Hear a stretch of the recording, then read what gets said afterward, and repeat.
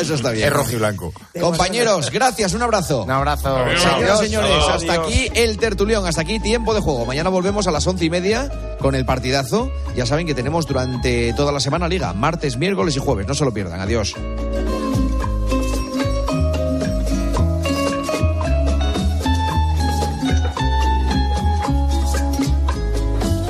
Soy el fuego que arde tu piel. Juanma Castaño. Tiempo de Juego. COPE. Estar informado.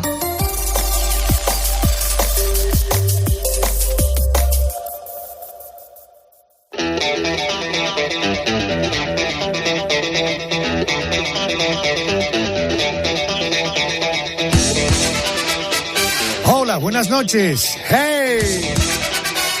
Bienvenidos. Esto es La Noche de Arjona. Ya llegamos a arrancar la semana en este tiempo de radio. Por cierto, en la realización está el Javier Campos, el grande.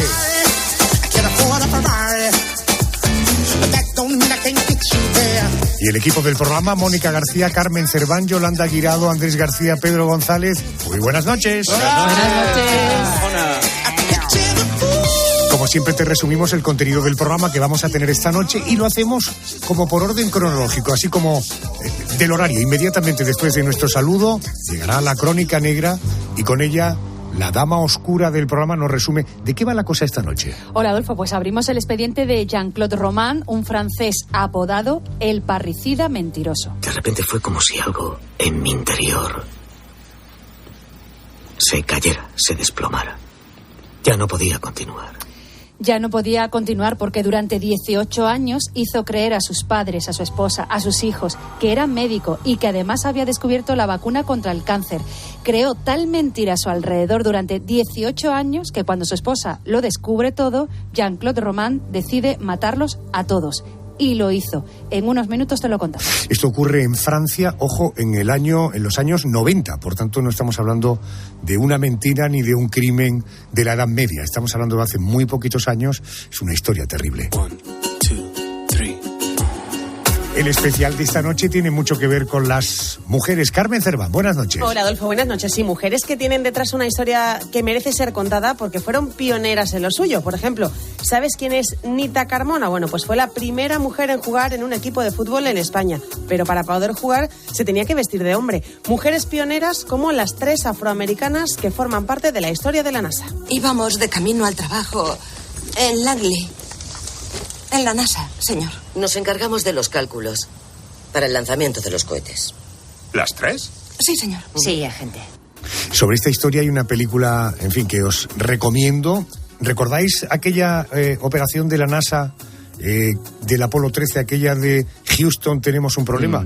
Bueno, pues precisamente quien ayudó a desenrollar todo aquel problema, una de las personas, fue una de las calculistas de las que hablaremos esta noche. Por cierto, estamos en el primer programa del otoño. El día 23 arrancó el otoño. Este será el primer programa otoñal que tengamos en la temporada. Como otoñal es mi compañero, el Dati de Cuestión, Pedro González. Muy buenas noches. Hola, buenas noches. Adolfo. ¿Qué te pasa? Creo que tengo un problemilla. Creo que he bebido más de 40 cervezas hoy. Y cuando sucede eso, es el momento en el que entras al excusado, miras hacia abajo, la coges, la levantas. Me refiero a la tapa del váter.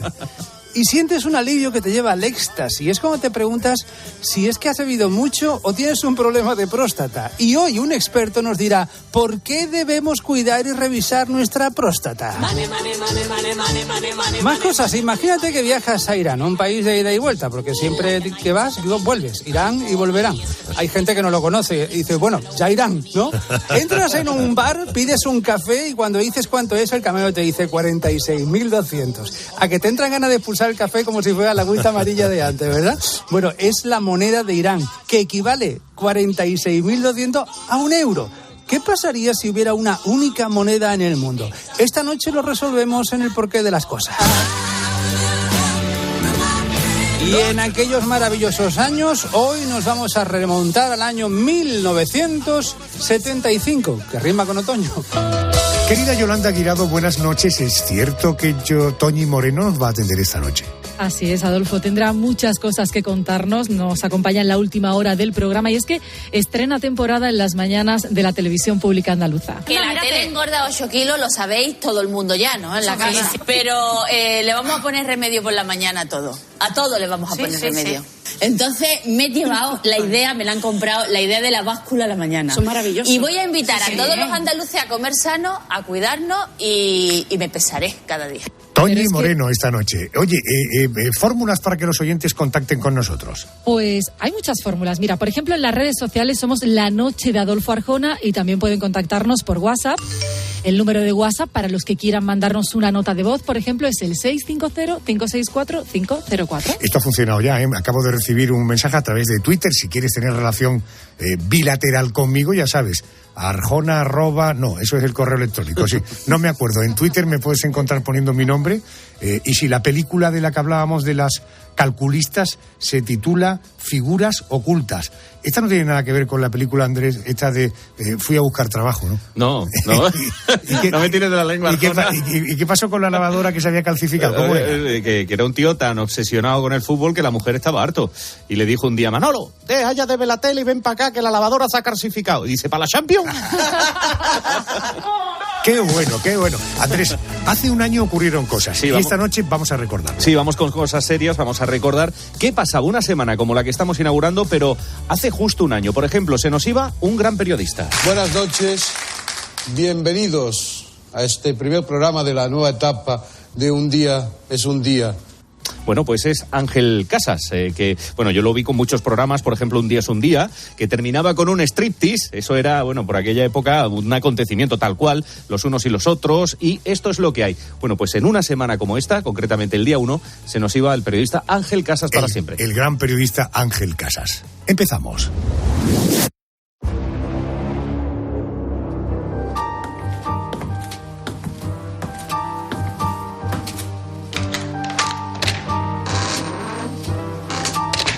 Crónica Negra.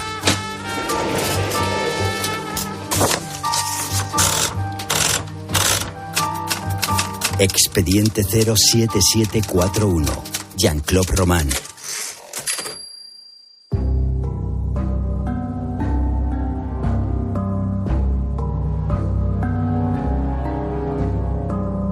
Su personalidad amable cambió el día que su verdad salió a la luz. De repente fue como si algo en mi interior se cayera, se desplomara. Ya no podía continuar. Aquella tarde de sábado, casi nadie en el hogar de los Román podía imaginar lo que estaba a punto de ocurrir. Casi nadie, porque Jean-Claude, el cabeza de familia, lo tenía todo planeado.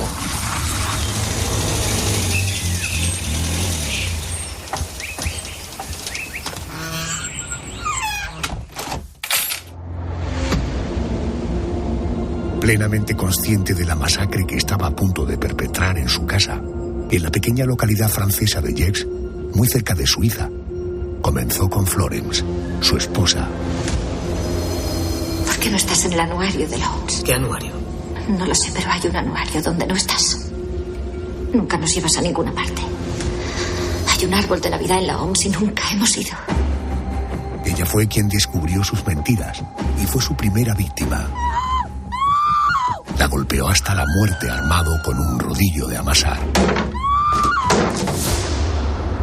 Continuó con sus hijos, los pequeños Antoine y Caroline, de 5 y 7 años, a los que disparó con un rifle del calibre 22. El reguero de sangre sembrado por aquel hombre, apodado el parricida mentiroso, no terminaría ahí.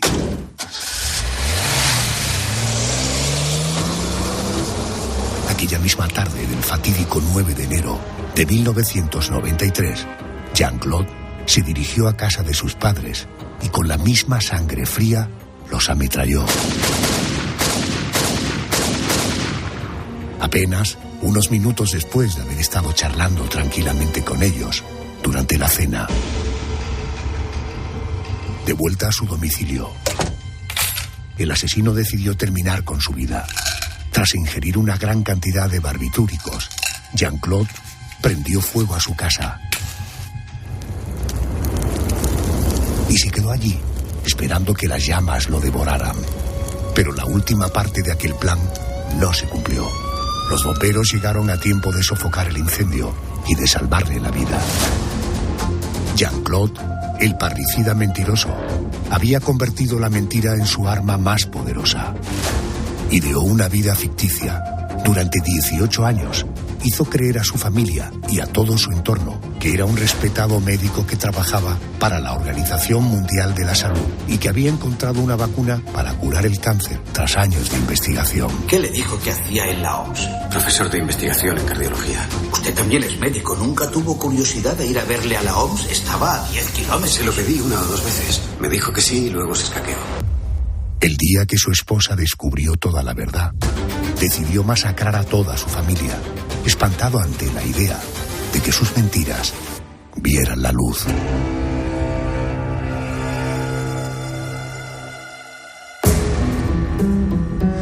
Esta noche abrimos el expediente de un hombre que fue capaz durante 18 años de mantener una gran mentira, la mentira de su vida. Ni era médico, ni trabajaba para la Organización Mundial de la Salud, ni tenía la cura contra el cáncer. Cuando su esposa descubrió la verdad, su reacción fue asesinar a toda la familia. Vamos a conocer más historias. Me atiende el psicoanalista y miembro de la Asociación Mundial de Psicoanálisis, doctor Marcelo Barros. Muy buenas noches y bienvenido a la cadena COPE. Buenas noches, Adolfo. Marcelo, ¿cómo se las ingenió para mantener tantos años esa patraña? Bueno, eso es lo sorprendente del caso, es decir, que nadie haya arrancado la máscara.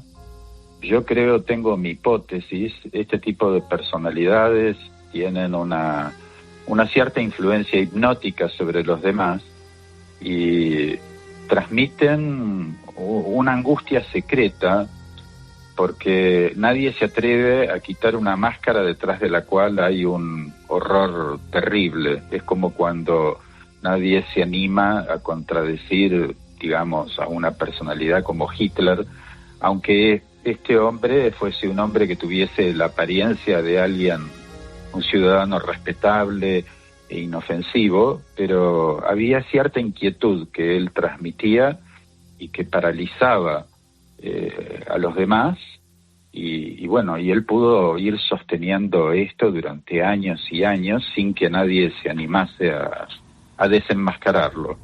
Marcelo, él llevaba un tren de vida, mansión, un BMW nuevo cada año, hijos en colegios privados, comidas casi diarias en restaurantes caros. ¿Cómo conseguía el dinero para mantener este alto nivel de vida?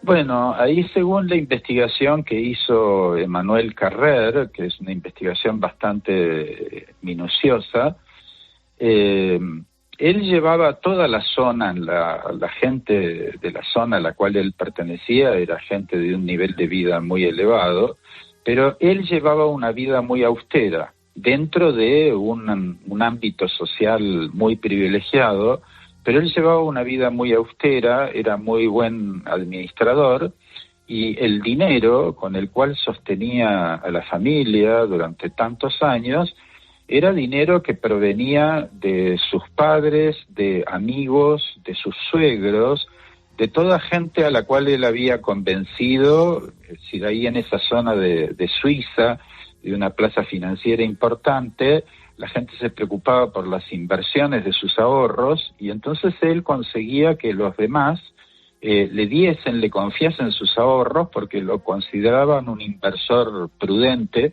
que iba a mantener la fortuna de cada uno y que la iba a acrecentar.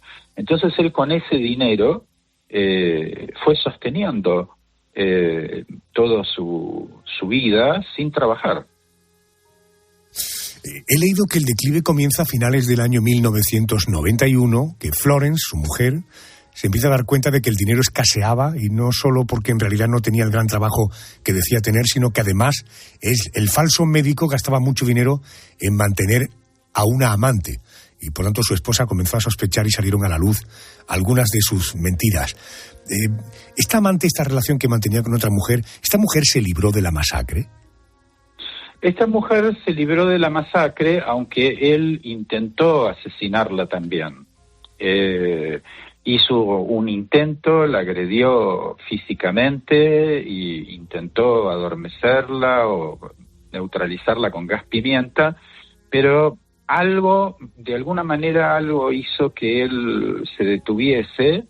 Esto es una parte, digamos, inexplicable. También hubo una resistencia de la mujer importante y ella logró escapar. O sea, sobrevivió a la masacre, pero ella estaba contada dentro de la lista fatal de este hombre.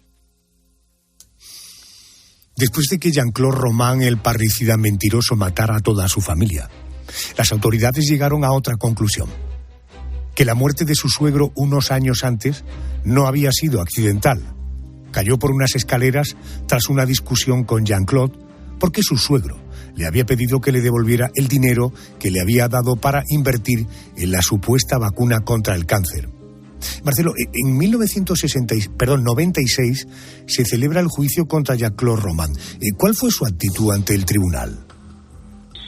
No, él durante el juicio tuvo la actitud que mantuvo siempre.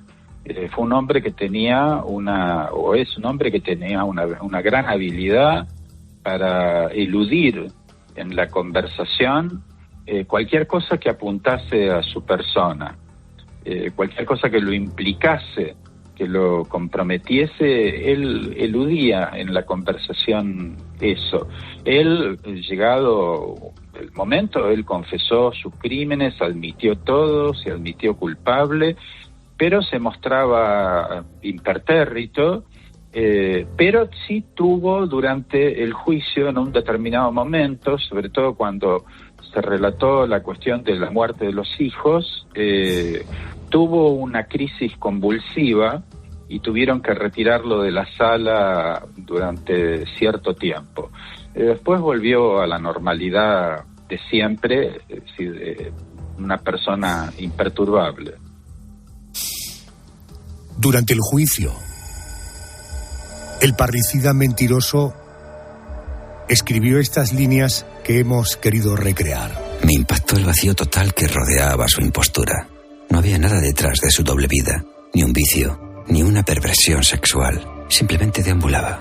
Había algo misterioso. Estaba convencido de que no encontraría una clave, pero quería aproximarme a esa especie de ventana al vacío, de agujero negro que está en todos nosotros. Querido Marcelo, gracias por atenderme, por ayudar a poner una parte de esta historia en pie aquí a través de la radio. Gracias y buenas noches. Buenas noches. Expediente del parricida mentiroso. Estamos ante el caso de una persona con una desorbitada capacidad de mentir. Y lo hacía para seguir adelante con la mentira, ciertamente de una forma inquietante y brillante. Quiero saludar a Jocelyn Miranda, es psicóloga sanitaria en el Center Psicología Clínica. Doctora Miranda, buenas noches y bienvenida a la COPE.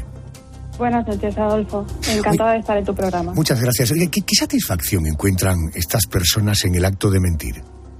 Bueno, al final el acto de mentira puede ser utilizado para sentir la admiración de los demás o para recrear algunos aspectos de la vida que sean un poquito más admirables, o para intentar pues agrandar un poco algunos aspectos, algunas características de la propia persona y maquillar la realidad. Oiga, en ese caso casi todos nos podemos sentir reflejados. ¿En qué momento el hecho de mentir se considera un problema? ¿En qué momento debe intervenir un psicólogo? Bueno, cuando la mentira pasa de ser una mentira concreta, sino que ya empieza a recrear una fantasía tal que cambia toda la realidad de la vida de la persona, pues el problema ya empieza a ser un poquito más grande. Cuando se convierte en el recurso de afrontamiento específico para salir del paso de cualquier situación, estamos ante un problema. ¿Ustedes, los psicólogos, son capaces de detectar si el paciente que tienen delante les está mintiendo? Bueno, en terapia abordamos distintos detalles y aspectos, y generalmente mantener una mentira en todos los detalles, siendo consecuente en todo momento con aquello que dije, es complicado. En terapia, dado que vamos justamente a esos detalles y nosotros finalmente intentamos abordar con autenticidad y con profundidad la vida de la persona, suele ser bastante difícil mantener durante toda la terapia una mentira. Me arriesgo a decirle que este caso, este tipo de individuos, hombres o mujeres, deben ser personas muy inteligentes, tienen capacidad para crear una mentira tan grande y tan prolongada en el tiempo. ¿Esto es así o no necesariamente? Bueno, generalmente las personas que son bastante inteligentes, estamos hablando de altas capacidades, también tienen un recurso de creatividad bastante elevado. Esta creatividad, aunado con unas estrategias verbales importantes, pueden ayudar a que la construcción de la mentira sea sólida, estable y que se pueda mantener en el tiempo. Al final va cogiendo distintas áreas, no solamente de la propia persona, sino también del contexto alrededor. Oye, en el caso del expediente de esta noche de Jean-Claude Roman, el miedo a que sus mentiras se pusieran al descubierto le llevó a asesinar a su propia familia. ¿Cómo llega una mente a esos extremos, a matar por mantener una mentira? Claro, en este caso, si se usa la mentira para afrontar los pequeños problemas que pueda haberse visto, envuelto e incluso a maquillar todavía más la realidad que la persona vive, si puede llegar a sospechar que alguien puede descubrir esa mentira de tal magnitud, generalmente pueden llegar a responder con mucha confrontación, con mucha agresividad. Y antes que verse desvelados dentro de esa mentira, con su verdad, pues prefieren atacar y en este caso pues con estas graves consecuencias. ¿Hay una terapia específica para tratar a un mentiroso? Bueno, dentro de la mentira, el trastorno que estaríamos haciendo alusión sería la mitomanía. Y sí, hay terapias específicas dentro de lo que nosotros podemos hacer, en lo que ayudamos a que la persona aprenda unos recursos diferentes para poder afrontar la realidad y también sanar viejas heridas o procurar que tenga una gestión emocional un poquito más adaptativa. Por tanto, debo entender que un mentiroso del calibre de Jean-Claude Roman se puede llegar a rehabilitar. Claro, en este caso también habría que ver que, haciendo uso de una información mucho más específica de la que al final nosotros contamos, si Jean-Claude llega a tener algún trastorno de personalidad. En ese caso estaríamos hablando de rehabilitación en cuanto a que mejore esa capacidad de afrontamiento. Pero claro, para aseverar esto necesitaría mantener un contacto directo con el paciente, ¿no? Jocelyn Miranda, psicóloga, gracias por atenderme. Buenas noches. Muchas gracias a ti, Adolfo. Buenas noches. Tras pasar 26 años en prisión por el asesinato de su esposa, sus 2 hijos y sus padres, Jean-Claude Roman, apodado el parricida mentiroso, salió en libertad en 2019. Uno de los requisitos para concederle la libertad condicional fue que no hablara con los medios de comunicación sobre sus crímenes. ¿Qué repercusión tuvo la salida de prisión de Roman hace 4 años? ¿Se sabe hoy qué es de la vida del parricida mentiroso? Para responder a esas preguntas, a esta hora de la madrugada nos marchamos hasta Francia.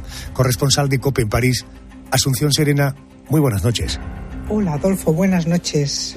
Pues como Jean-Claude Roman había pasado ya más de 22 años en prisión, pues tenía derecho a solicitar la libertad condicional, aunque había sido condenado a cadena perpetua, que son 30 años, pero podía pedir el ser liberado condicionalmente, ¿no? Y se lo concedió a pesar de que la familia política se oponía frontalmente, especialmente su cuñado, que no le perdonaba, claro está, que hubiera matado a su hermana y a sus 2 sobrinos, además de a sus propios padres. Y luego, en cuanto a los vecinos suyos, para la mayoría se trataba de un crimen demasiado atroz como para concederle la reducción de pena. Para otros, pues decían, ¿no?, que había vivido ya 25 años en la cárcel y que merecía la posibilidad de poder empezar una nueva vida. Luego, como además este señor pues fue acogido en una abadía de benedictinos, donde estuvo allí 2 años en un régimen especial, ¿no?, con un brazalete electrónico y saliendo solo a las horas que la justicia le permitía, pues a pesar de ello la gente tampoco estaba tranquila, ¿no?, con su presencia allí, aunque los psiquiatras habían dicho que la posibilidad de que pudiera volver a pasar al acto pues que era algo mínimo. El caso es que la gente no estaba contenta con su presencia allí y luego para su cuñado pues él piensa que este hombre no ha cambiado, ¿no?, que es capaz de presentar una imagen que no es la real como hizo durante tantísimos años. Pero bueno, aquí está este señor que ahora pues vive de una pensión mínima, algo más de 800 euros, gracias al trabajo que realizó en la prisión, y los únicos vetos que tiene pues es instalarse en las regiones donde todavía vive su antigua familia. Gracias, Asunción. Decía nuestra corresponsal, tenía derecho, algunos sectores de la opinión francesa, tenía derecho a empezar una nueva vida. Derecho que él cercenó a su mujer, a sus 2 hijos y a sus padres. Cerramos el expediente del parricida mentiroso.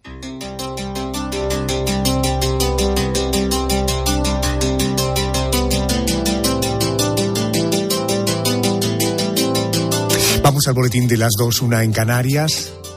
Esta noche hablamos de mujeres, aquí en la noche de Arjona.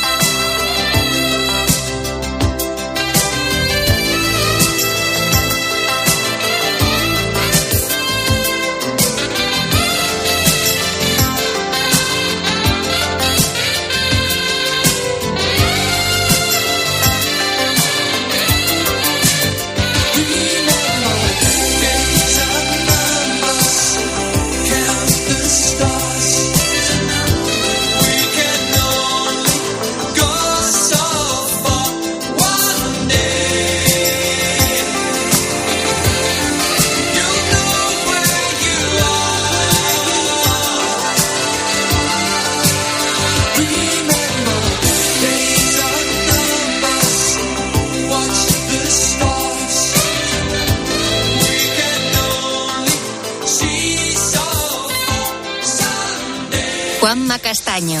Claridad. Exclusiva. Desenfadado. Opinión. Toque. personal. Investigación. Las grandes noches de radio no caben en 30 segundos. Por eso es mejor que lo escuches. Qué gran noche de radio tenemos por delante. A todo lo que ya hemos De saludado, lunes a viernes desde las 11:30 de la noche, Juanma Castaño en El Partidazo de COPE.